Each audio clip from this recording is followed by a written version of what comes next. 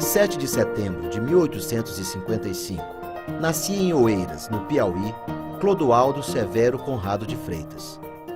De espírito aventureiro e inquieto, é autor de extensa bibliografia e seria, em 1908, um dos 12 fundadores da Academia Maranhense de Letras. O caldo de cultura onde ele se forma começa, digamos assim, com um modelo conservador, patriarcal, familiar. As primeiras rupturas são feitas já em São Luís, no Seminário das Mercês, e a formação política acontece sobretudo nesse momento, que é o momento pernambucano de frequência à Faculdade de Direito. Quando vai para Recife estudar, ele se ambienta naquele grupo, que seria o grupo do Tobias Barreto, antes que o Tobias chegasse como professor na Faculdade de Direito. Mas já há uma ambientação muito grande em torno daquele grupo que vai se centrar no Joaquim Nabuco e que vai assim, fazer o grande movimento abolicionista brasileiro. E ele vai se envolver exatamente com esse grupo que vai fazer jornais acadêmicos, jornais culturais, que vai participar de passeatas, que vai compor todas aquelas táticas que envolvem jovens e não tão jovens, abolicionistas, de ajudar a libertar escravos para irem para o Ceará, que é a primeira província a fazer a libertação. Então ele já atua nesse cenário, nesse palco pernambucano muito fortemente abolicionista e nos anos 80 muito fortemente republicano também.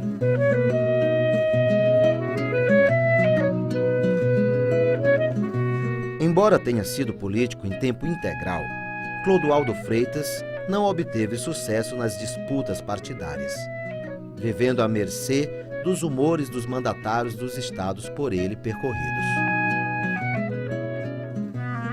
Quando acontece a República, no Piauí, acontece o que acontece em muitas outras províncias que viram estados no Brasil. Os conservadores se tornam republicanos, os liberais são vencidos nesses primeiros anos de rearranjo do poder. Foi o que aconteceu com a família dele e com o grupo político dele. Então ele fica compondo agora um outro tipo de intelectual que marca os anos 90 do século XIX no Brasil, que é o republicano histórico Aleijado. Começa a fazer um tipo de formulação que vai ser muito frequente em toda a literatura política brasileira, no jornalismo e na crônica, que é a fala desses republicanos históricos que vão se tornar os maiores críticos da República Real. Para sobreviver materialmente com sua família, ele tinha sempre que migrar para um estado onde ele pudesse conseguir algum emprego. Então ele às vezes passava um ano aqui, se desgostava, brigava com os governadores, etc., e ia para São Luís. E ele andou durante a sua vida toda, pelo Piauí, pelo Maranhão, pelo Pará, pelo Amazonas, por Minas Gerais, pelo Rio de Janeiro e por Mato Grosso. Sempre chamado por alguém que ocupava um lugar político e que ele fazia essa função, que é a função da escrita, que muitas vezes a sua função, especialmente da escrita jornalística, é defender uma situação política. O Clodoaldo foi esse homem brilhante sobre vários aspectos, sobretudo pelo que escreveu, sobretudo pelo que inspirou noutros e sobretudo como o protagonista da cidadania. Clodoaldo Freitas é o homem que está, para usar um termo de hoje, flanando esse processo. E, em flanar esse processo, ele o denuncia naquilo que são as suas mazelas, intencionadas na busca da construção de outro Brasil, de um outro tempo, de uma outra sociedade e tal. Ele não é um radical no sentido por exemplo, que já naquele momento, dos denunciadores do capitalismo. As ideias socialistas estavam plenamente em franca expansão. Ele não chega a ser, digamos, um marxista, essa referência não está, mas ele está próximo disso aí. A desilusão pelo sentido de república, ou a república aguilhoada pelos fazendeiros, tomada de conta nas suas mãos, impondo a conservação das estruturas antigas do velho Brasil patriarcal e escravista. Isso é uma coisa que angustia profundamente homens como Clodoaldo Freitas.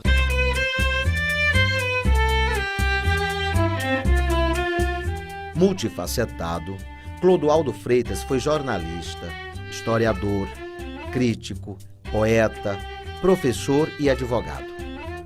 Ocupou diversos cargos públicos, entre eles promotor, juiz, procurador-geral dos estados do Piauí e do Maranhão e até chefe de polícia.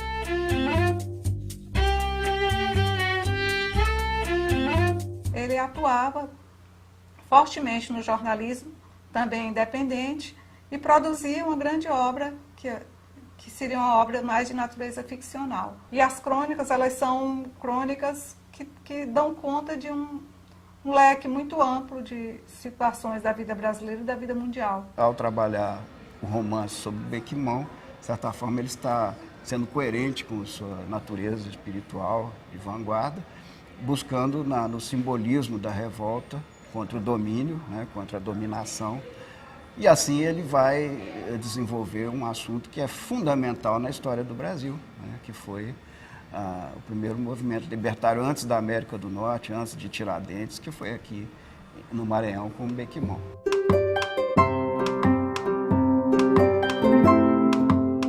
Em dezembro de 1917, na companhia do filho Lucídio e de mais 8 intelectuais, Clodoaldo Freitas funda a Academia Piauiense de Letras, sendo o seu primeiro presidente. Faleceu em Teresina a 29 de junho de 1924. Os seus trabalhos mais conhecidos são o romance O Bequimão e a novela O Palácio das Lágrimas.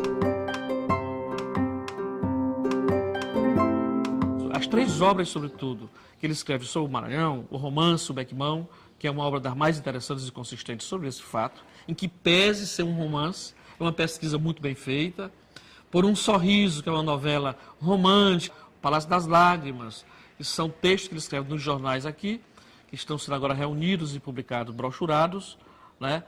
Denunciam essa sociedade, digamos assim, apodrecida, já meio morta, mas que uma outra estrutura ainda não se afirmou, digamos assim, sobre os seus cadáveres. O Palácio das Lágrimas, onde ele traduz, primeiro, o fato de que ele vivia a cidade de São Luís.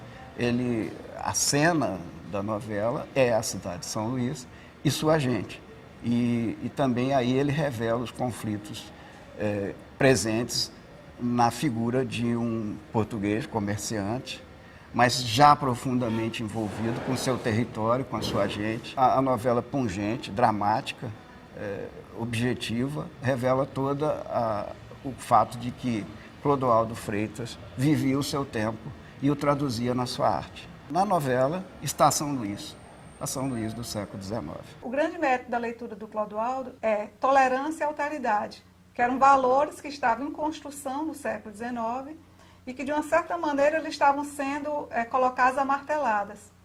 Para se reconhecer a importância de ser tolerante e de praticar a alteridade, foi preciso que algumas pessoas martelassem muito fortemente nessas dimensões, esses valores da cultura, e usassem, às vezes, até seu próprio corpo, para abrir caminho nessa mudança, que é a mudança que vai marcar a construção do século XX para as gerações de hoje.